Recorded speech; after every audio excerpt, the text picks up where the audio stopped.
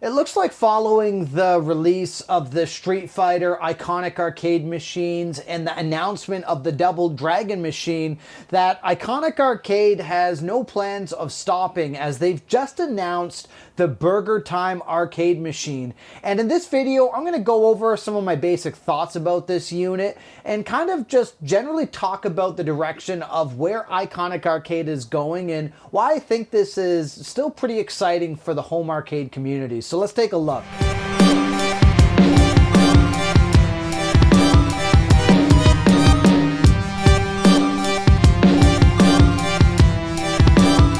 So I'm going to start this off by saying I'm not some major BurgerTime diehard. I've played the game.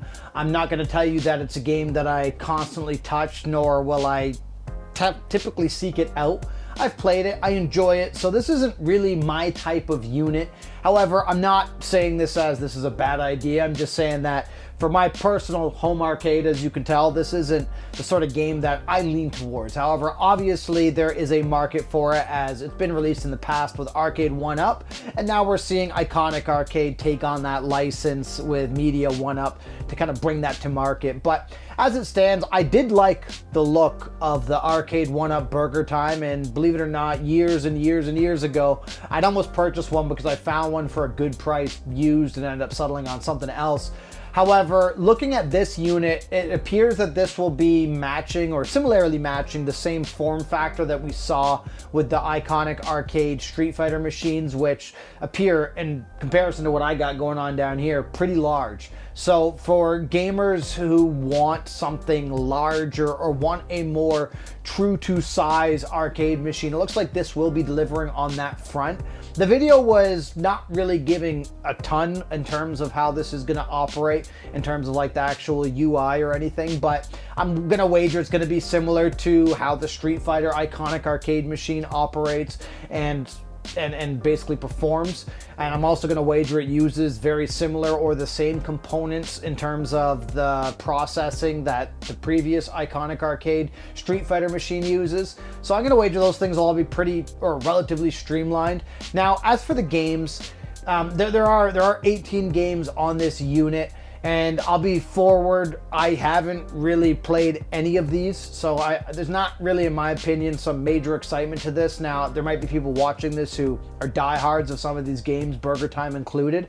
These are not games that I really typically touched. I know, like on the previous BurgerTime unit from Arcade 1-Up, they had games like Bad Dudes on there, which I was a large fan of, which was partially why I was seriously considering buying one of those cabinets. I don't see that listed here, which is kind of unfortunate. But overall, this looks like a pretty solid package and a pretty solid unit. And if the Street Fighter units were any indicator, these look like they'll be, you know, premium designed for home arcade machines as far as those units are concerned. And I do also want to highlight the only Iconic Arcade machine I own is this one right here. It's their very first generation that they came to market with, which has some serious and obvious flaws, but also does a lot of really good things.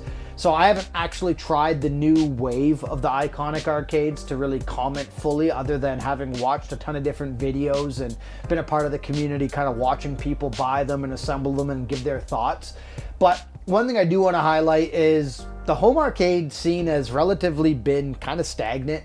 I'm still buying my occasional unit here, as you've seen on this channel, and I'm still involved in a lot of the groups and excited when I hear new announcements, but I personally really like the direction Iconic Arcade is taking.